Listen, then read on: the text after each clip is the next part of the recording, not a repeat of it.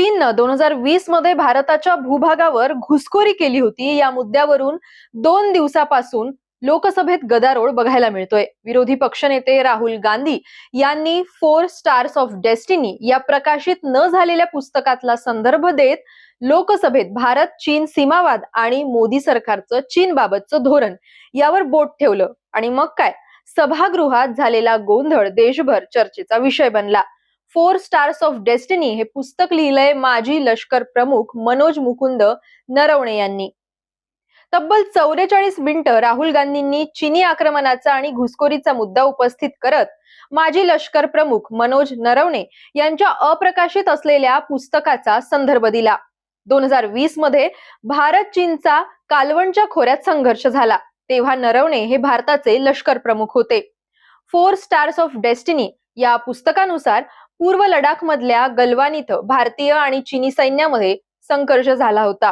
15 आणि 16 जून 2020च्या रात्री लडाखच्या गलवान खोऱ्यात अप्रत्यक्ष नियंत्रण रेषेवर भारतीय आणि चीनी सैन्यात चकमक झाली होती.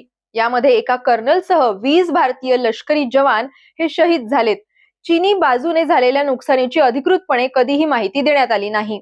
शिवाय नरवणे यांच्याच कार्यकाळात केंद्र सरकारनं अग्निवीर भरती योजना ही आणली होती.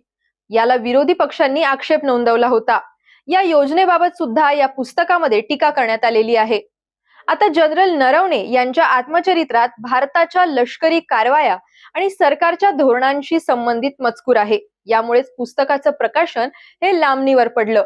तसंच पुस्तकाचं प्रकाशन करण्यापूर्वी नरवणे यांनी लष्कराकडून नो ऑब्जेक्शन सर्टिफिकेट घेतलं नव्हतं.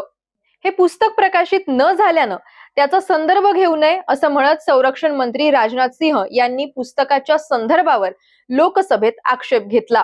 सध्या या पुस्तकातला जो कंटेंट आहे त्याबद्दल संरक्षण मंत्रालय सिक्युरिटी रिव्ह्यू करत आहे.